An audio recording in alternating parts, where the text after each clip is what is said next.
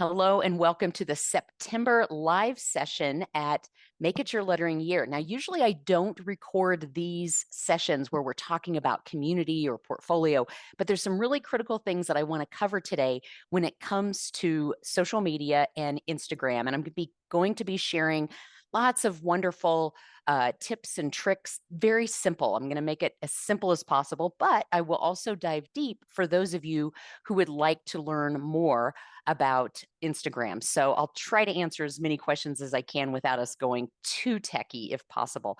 But first, I want to do a quick review of what we've been up to at Make It Your Lettering Year. And these are some of our past prompts. We created our own envelope and showed you how to create your own template. I think I also put some downloads in the download section for you because I think it was letter writing day. And then we, of course, celebrated ampersands, and some of you also joined us for Big Fun with the Big One with Mike Gold. That was super fun. So keep working and studying those ampersands. Then we started talking about punctuation and the importance of punctuation and really following the attributes of each lettering style if you're not quite sure what that punctuation should look like. And remember, the punctuation is a lot of the characters that we can use are at the top of your keyboard and down along the right side. So if you're ever wanting to create an exemplar for yourself, you can just look at your keyboard as a great reference to create your own punctuation. And then 2 years ago, I did a live session on cursals using the Fine One Flex. So the Fine One Flex from Neuland is the smallest brush nib. For those of you who are calligraphers, you might be familiar with Tombo's Fudenosuke nib. It's a very similar nib. And it's kind of fun to be able to use that flexible nib when drawing cursals. But cursals can also be done with a monoline and other tools as well. So here's some examples of cursals that I have found out in the wild. And then last year, we punctuated the positive by working with our inner gremlin. And this little guy is with us all the time, whether we'd like that fellow to be with us or not. But I do have 5 steps of how I like to work with the inner gremlin. And that's identify who that inner gremlin is, have a conversation with them, acknowledge them. They just want some attention. Send them off, of course, acknowledge and send them off, then create, and then celebrate together. And so if you visit that page, you can download the PDF. And I believe there's we have a pretty lengthy video as well, but I think there's a really quick video if you wanted to download that as well. And then always remember to keep building your lettering library. And there's lots of ways to do this. We cover this a lot. One of my favorite ways is to be able to grab a tool and make an entire book of exemplars using just one tool is one way you can do it. Or if you like to carry around a sketchbook, you can just put it in a sketchbook. Whoops, and then everything falls out. Looks like I've been traveling with that one. All right, so today I really want to talk about Instagram and just some hot tips on those. So we're going to be optimizing our Instagram profiles. So I'd love for you to have your phone on hand. Hopefully you have the latest version of Instagram. If not, that's okay. We could probably do everything possible without that. I did upgrade mine today, and I think the last time I upgraded it was like a couple of months ago, so I don't know how often that is. We're going to discuss what goes into our posts, what are some common things, and then I'm going to talk a little bit about increasing your social equity through follows. So how do you increase your own followers? But then how can you also follow others so that they can follow you back, and kind of building that benchmark? So a lot of times we go to Instagram profiles and it just has the person's name. That's it. Or it might have a link. That's it. But that doesn't encourage me to want to follow someone. And so think about it this way. Whenever we're selling our work, presenting our work, it's not just about us and our process. It's about giving the viewer some type of a benefit. And we know that when we're talking to other people, or when people are talking to us, we're always thinking in the back of our mind, trying to relate everything. What's in it for me? There's an acronym called WIFM, WIIFM. What's in it for me? And so on your Instagram profile, be thinking, why should someone follow you? And how can you help them? And where can they go to learn more? And then, of course, having some place to point them. And so I'm going to go ahead and share my screen so that you can see where I am in Instagram, and hopefully you can follow along. Once you are in Instagram, I want you to go to the lower right-hand corner, and there'll be a little icon there. That is your profile. I'm going to be looking at the Let's Letter Together account today.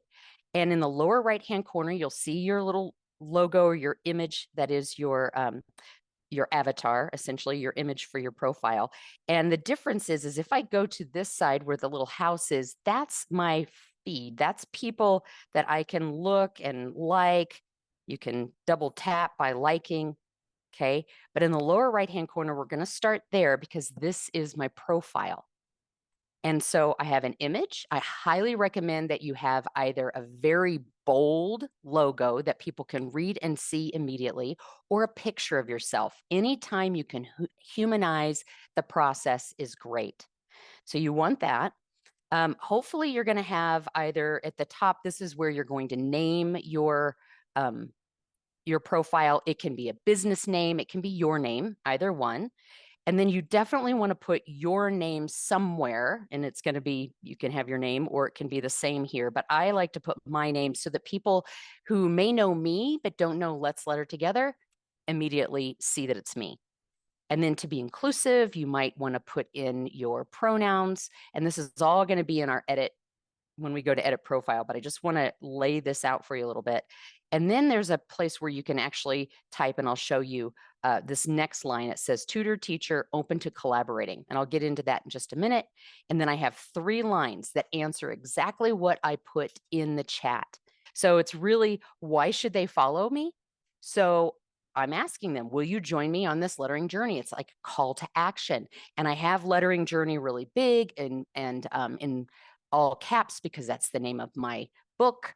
And people that are on a lettering journey may not know they're on one or don't know what that is. So it's really going to grab their attention. That's what pops out on the profile. The next one, I put a little emoji there. Emojis are great because instead of it just being a big block of text, I've written classes for emerging lettering artists and professional visual practitioners. So I'm saying what it is they're going to benefit from and who they are. These are the people that I'm serving. And where can they find me? Well, I have a link tree. You can also put your website down here, but this is a URL. But I'm also putting above that in the text, you can also see me at the art room. And so that's a local place.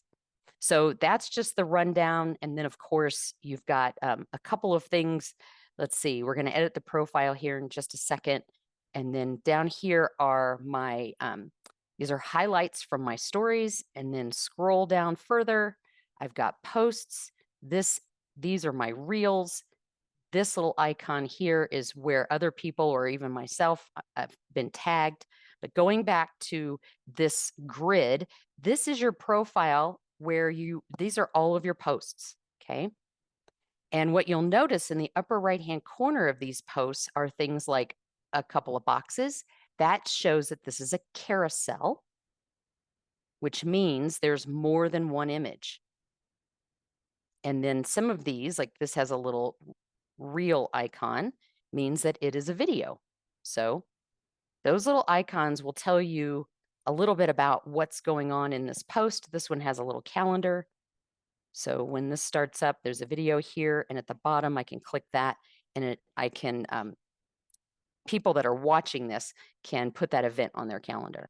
So that's just a bit of a run through. Let's talk about how we edit that profile, okay? So right here under edit profile, you're going to tap that. And here's where you can put your icon or your image. You can edit it by clicking edit, and then you can choose from your library or take a photo. Then here's where you put your name. And this, I definitely put my full name here because I want people to know that it's me. Something else to keep in mind too, that if you have a private account, people aren't going to find you unless you invite them. And then they need to request that they can follow you, and then you have to accept it. So just keep in mind that you can have a private account, but at the same time, it's harder for people to find you. So I recommend having a public account if you feel comfortable with that. And then my username, I have it here. I did do underscore because I wanted people to be able to see, I wanted people to be able to see Let's Letter Together visually really quick, okay? There are a lot of accounts out there that have underscores in the name that are bots or bad accounts. And I know that that was a hard decision for me to choose, but I wanted there to be like a mnemonic, a very quick visual way, because Let's Letter Together, when it's all strung together, it's hard to read.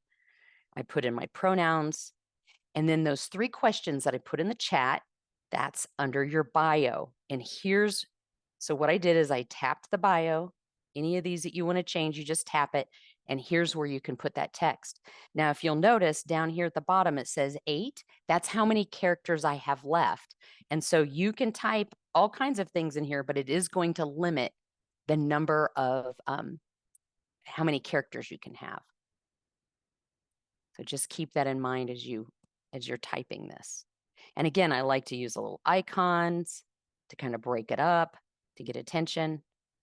And those 3 questions answers that what's in it for them, because if they've gone to your profile and they've read that, they're already giving themselves permission to check you out. And if there's something there that interests them, then they're going to go ahead and follow you. And that's what our goal here is.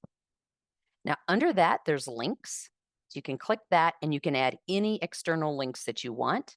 I'm not that big on Facebook. I don't want to send people to Facebook because it's an extra step. If they go to Facebook, they might get distracted. But if I send them right to my website or what's called a link tree, is a free app, or you can pay for it, but it's linktr.ee. That's the actual website. And there you can put all kinds of, and I'll show you here. You can put all kinds of links in there. So I have things like a past class I did, Let's Go Big Together, Dancing with the Dark, Big Fun with the Big One, just different things that I have going on. So it's a separate app. I go in there, I type in the title, I put a little picture if I want. And when I click on that, it'll take me directly to that page. And so I prefer to do that, even though, let me go back to edit profile under these links, even though I can continue adding a bunch of external links, I want to send them right to Linktree because I want them to sign up for something. So some of the things you might consider if you're not teaching classes, it might be send them to your Etsy page, send them to your About page or your upcoming shows page, send them to an article that you either wrote or were published in. So that's a great way to have it all in one place. And if you want to take the extra step, and I just haven't yet, is you can create a page, like a landing page on your website that does the same thing, that looks just like Linktree, has all these things. So at least they're already on your website. That's going to increase traffic to your website, increase your, your search algorithm, all of that. So this link is super important. I find that if I visit somebody's profile and they don't have a link, I'm like, I don't even know where to go next. I'm going to go look at something else now, right? So always be pointing them where they can learn more. And then, of course, you can put in your gender if you choose to. And then profile information. So what does this mean? Let's see. It looks like it's trying to connect, in this case, running ads, things like that. I don't run ads on Instagram, so I'm not worried about adding that page. There is a category. I have tutor teacher here for my Let's Letter Together because these are classes, but there's all these suggestions and you can even search a category. So let's go ahead and search calligrapher. Let's see if it starts to come up, because I don't know if it's going to say calligraphy or calligrapher. Nope. Let's see what happens if it lets me do that.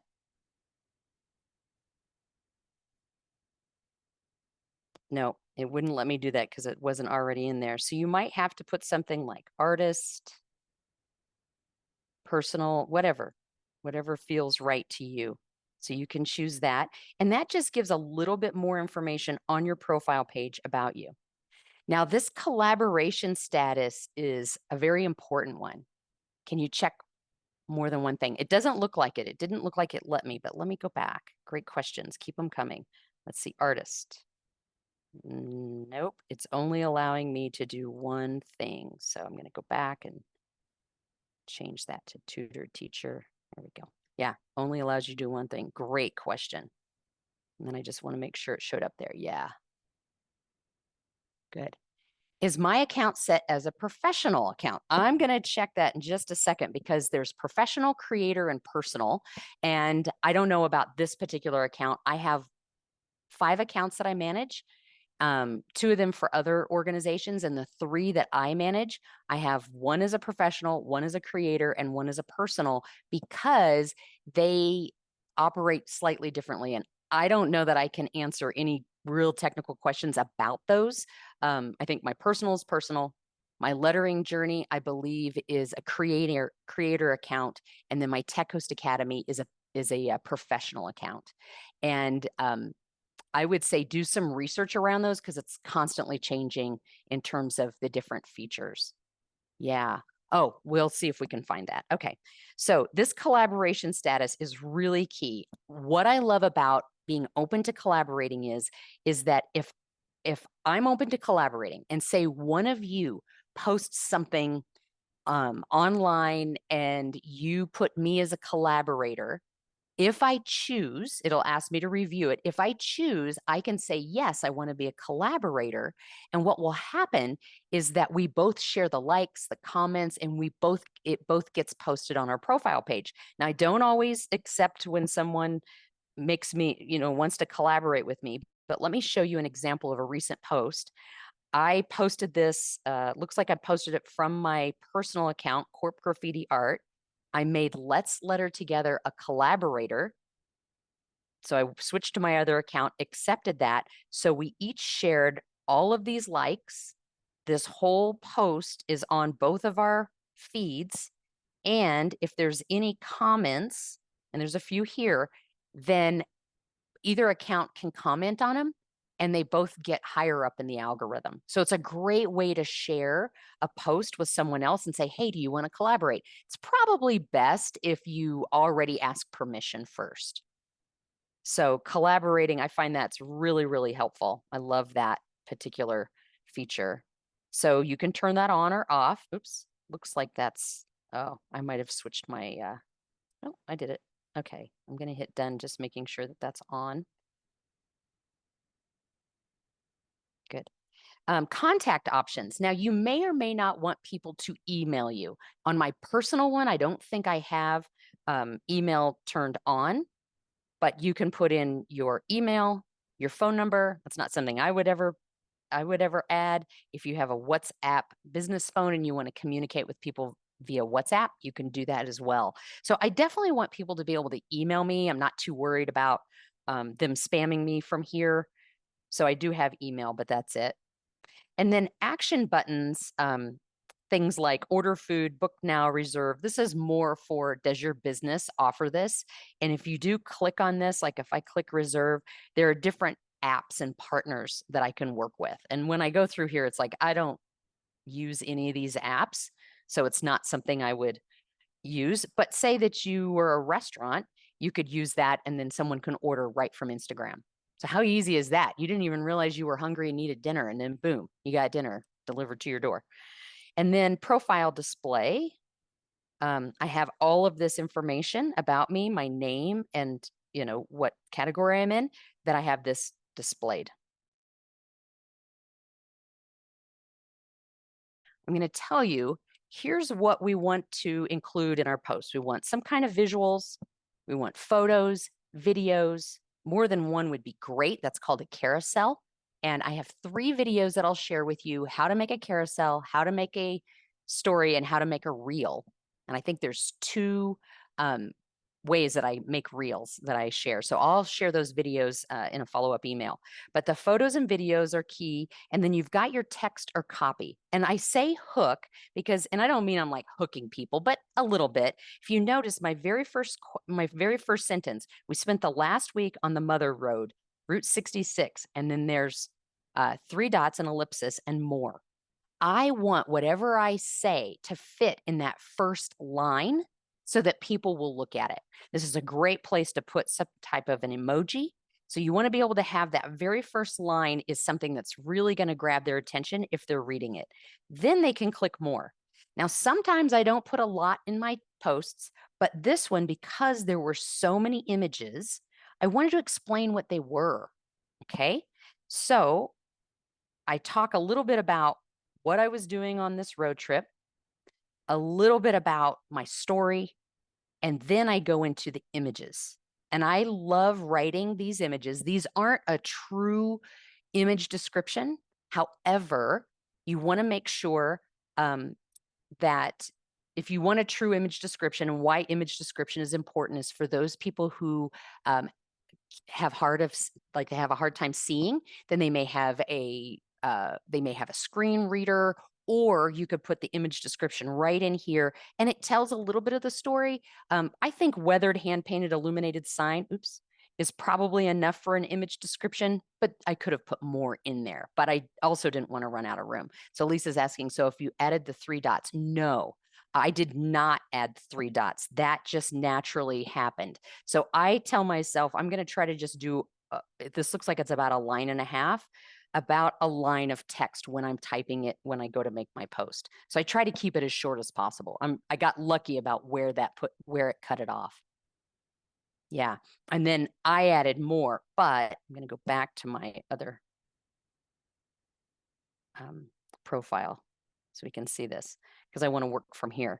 But yes, so when I made my original post, I added a lot more, but at the very, very beginning, I just want to keep that very first sentence as short as possible.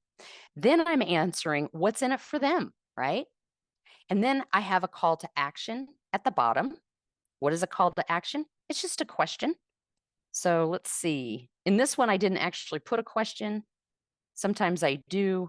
Let me see if I have one in this next one. Call to action is there's a link in the bio or visit the website. There's some information about a class. Now, just know that when you put a link in your post, it's not going to actually link. I can't touch it and it takes me somewhere. So I'm very lucky to just make it really simple. Let'slettertogether.com. It's easy to remember if I use what's called camel caps. So think about a camel having humps. And so I put a capital letter for each of the words in my website. Doesn't matter if someone types it in lowercase or uppercase. This is just to help them remember. And then you want your hashtags. So let me see if I can find another, call to action example. Doesn't look like I've done a call to action lately. Mostly a call to action would be a question, to get people to engage and maybe comment.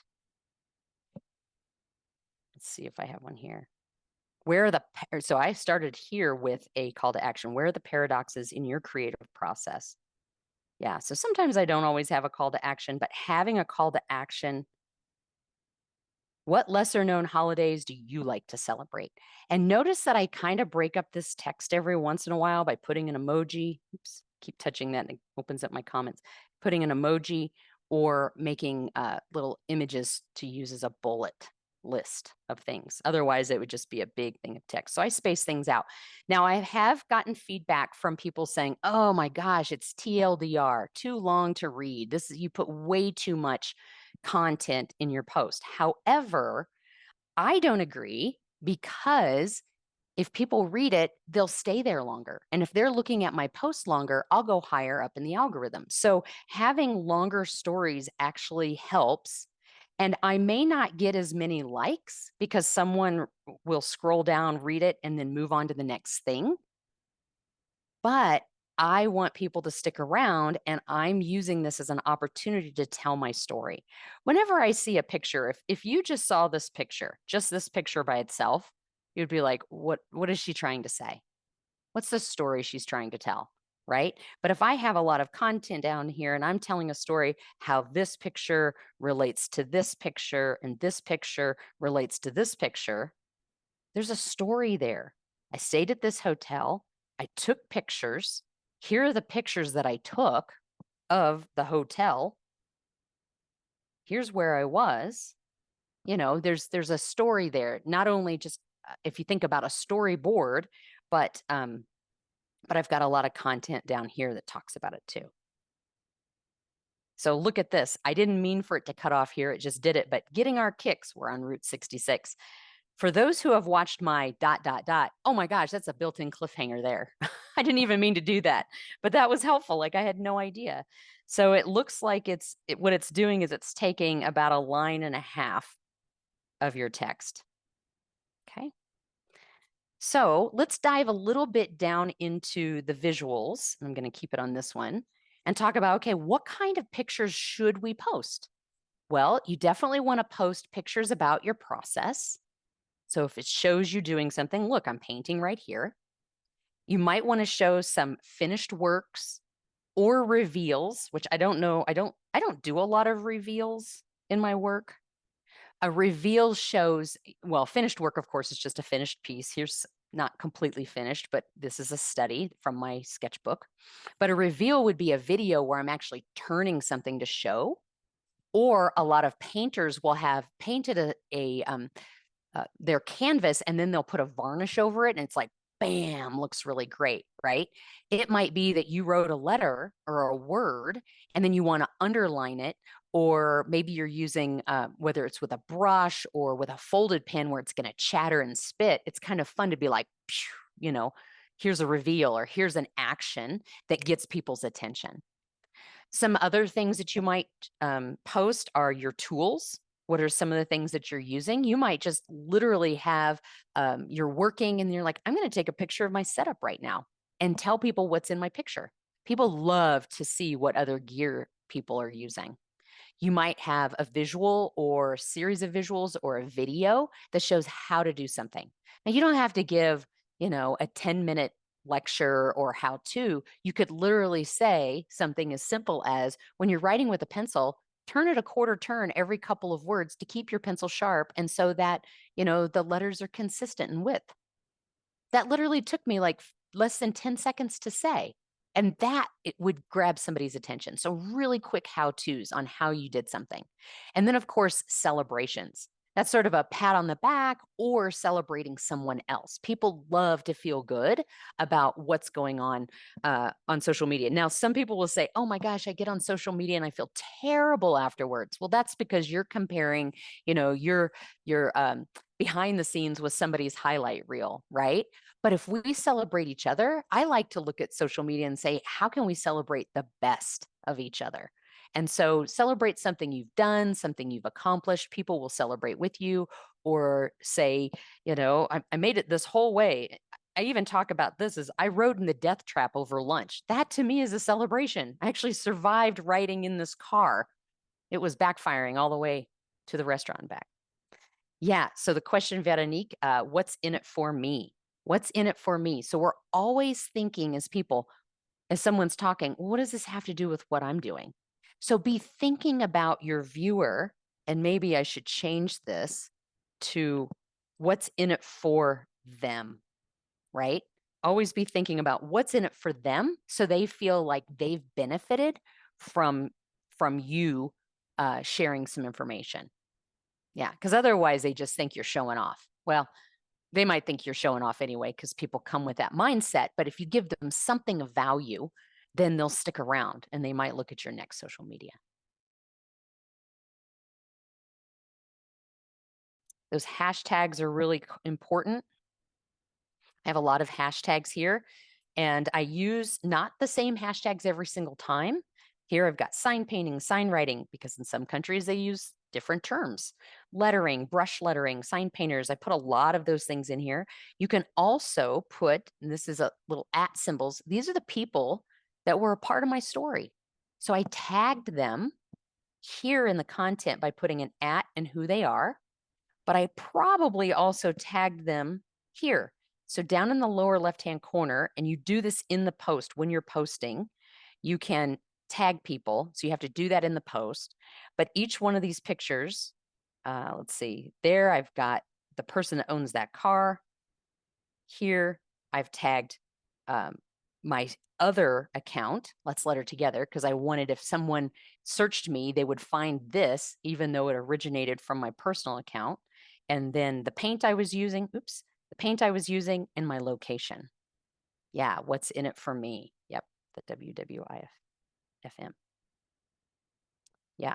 So tagging people is helpful because they will get a notification that they were seeing, like Blackwing. I used a Blackwing pencil to draw this. Now, I have tried to get them to be a collaborator so many times and they just like my work, which is fine. I'll stop, collaborating with them. But I tagged them and within 30 seconds, Blackwing liked my post. So by tagging people, it can really help other people to see that they're in your post and then they'll like it too. And that's what's so fascinating about Instagram is there's so many different ways to look at posts. So let's just look at that for a second because that should lead me right into following. So if I go down to the little house in the lower left, I'm going to see everybody I follow and a couple of ads. And by liking things, people will probably like what you're doing. Especially if you go into one, like I'm going to go into Ink Factory Studio. So this is a visual practitioner firm. It's a boutique firm. And if I go in here and if I click on one of theirs, this is going to give me their whole stream of people, right? So I'm going to like that one. I'm going to like this one. And this is called binge liking. So I'm going to go through here and I'm literally going to like a whole bunch of their things just by double tapping the picture. And oops, that looks like it was a sponsored thing. So that was an ad. I'm going to tell it to hide it. I'm going to say it's irrelevant just because I'm training the algorithm. Instead of double tapping, you can tap the heart. Now, if I go in here and I haven't liked their stuff in a long time, and I do this on purpose sometimes, they're going to open up their account. Let me show you what happens when I'm in my account. Let's see. Here we go. And I go up to the little heart. I'm in the home and I go up to the little heart. It'll show everybody who liked or commented on one of my posts. If I did that to them like 10 times, all of a sudden, all they're going to see is my name a whole bunch of times. And they're going to be like, why did somebody look like my stuff? Who is that? And then they'll go back to me and then they'll either follow or like some of my images or comment because that's the social part of this, right? We're increasing our social equity by following people, by liking, commenting. So Lisa, rather than hide, can you delete your heart? What do you mean by that? You can go back and unclick it. Yeah, you were clicking hearts Yeah, several times, and then you said, "Oh, I think that's an ad," and right. then you said, "I'm going to hide it." And so I just wondered, Yeah, is undoing the heart not the same as hiding it, or? right. So here's another ad. I can just, if I liked it and I'm like, I might want to learn about that later, I'll go ahead and unlike it. And then they probably won't get a notification that I liked it. Or it might say I liked it, but then it won't tell them that I unliked it. Okay, so is hiding it the same? No, when you come along to an ad, and I don't have to go very far, and I bet there's another one. Here it is, calm strips. Up here in the upper right-hand corner where there's the ellipsis, I can tell it to hide an ad. And what I'm doing is I'm telling it, I don't want to see an ad from this person anymore or anything like it. In this one, I can say it's irrelevant. I see it too often. It's inappropriate, or I've already purchased this item. So it's like, stop marketing to me. So a lot of times if I like them, so I might not mind seeing another ad, I'll just say, I've seen this too often. It's telling me that I won't see this actual ad again. So by going in and doing that with any sponsors like Gingerbur, love her, but I don't want to see this again. So I might just hide it and say, I've already purchased it, right? Or I see it too often. And what that does is it starts to train the kind of ads you're seeing. That's all. Because they're not going to stop sending you ads, but you can tell them what kind of ads you want to see or not. Okay. Okay, great, thanks. Yeah. Another thing is when you do go into this, your own heart, so you'll go to your home and then go to the heart in the upper right. Again, this is where people comment. Anytime someone comments, at least like it or reply to it. This is so important because if you are replying to things that people are saying on your post, if they're commenting on your post, you're engaging with them, right? You're continuing the conversation. This is someone that I'm following and I want to have a conversation with them. And in some cases, it might be, so that's going on back and forth. Here's someone who I really like, and I want to have a conversation with her. And so I might reply publicly, and then I might go back to her profile, and under message, I might add a message to her privately because I want to engage in that conversation, not just publicly, but I also want to have another conversation with her. So it's really important that we do the social aspect of social media. Otherwise, people think it's just one way, or we're faking it, or we're just putting things out there, but we're not really engaged. And I'm gonna. Yeah, you have a bunch of different accounts that have different kinds of content. Mhm. Do you recommend having several different accounts, or is it okay to have everything all together? Yeah, great question. I don't necessarily, before collaboration, before you could collaborate on post, I didn't really like putting the same post on two different accounts. I will tell you that I started my corporate graffiti art account back in 2014. So you'll see I have nearly 5,000 followers, not a ton because I grew this organically. But just in the last year, I started Let's Litter Together. Now, why? I've had the website for since 2017 because I couldn't really separate the two. I was just both, right? But last year I went ahead and started its own account. It's only got 1,300 followers, so not as much as my personal account because I'm just focusing on lettering folks instead of everybody I've ever talked with or all my friends or whatever. So sometimes my Let's Letter Together is truly all letters, and my personal account, even though I have it public, it's letters and other things. I love to take pictures of nature. I'm showing you a part of who I am. And if you notice on my account here, this is my personal account.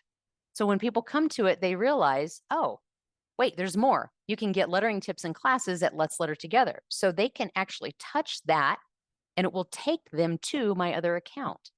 So for the most part, I like my content to be different. Here I say E3 or online meetings. Oh, they can click more, and that'll take them to Tech Host Academy. Now, Tech Host Academy is a very, very different. I don't do anything about lettering here. There might be some things that I've lettered here, but it doesn't say anything about lettering. It's just about tech hosting. And again, it has its own link tree, and it's got its own different types of followers. I also started that a year ago, and it's not as popular as lettering, right? So I only have 200 followers, and I probably only post to this one about once a month. I don't post to this as often as I probably should because I've put my priority in Let's Letter Together. Does that help answer the question? Maybe. There's a really good book called Jab Jab Jab Right Hook. It's by Gary Vanderchuck, and he talks about, and this is a little bit older of a book, so it's not fully technically relevant, but he talks about content and how your content on each platform needs to have a slightly different message for the culture of that platform, right? So what used to be Twitter would be very different than what you could put on Facebook, which would be very different than what you would put on LinkedIn, right? And so think about how each one of these platforms might have a different audience. So for Facebook, that's where I would say most of my age and older are. Instagram, my age and younger are, and LinkedIn, more of the professional folks. And I've left Twitter, and I put a lot of my how-tos and lots of different videos on YouTube. So for me, I had to choose which platforms I wanted to be on, And then how am I going to speak to each of those audiences? And what's the content for each one of those platforms with each one of my different accounts? I'm going to go ahead and stop the recording, but I want to thank everybody for playing along. You can always come back and watch this video, and I'm happy to answer any other Instagram questions that you have via email or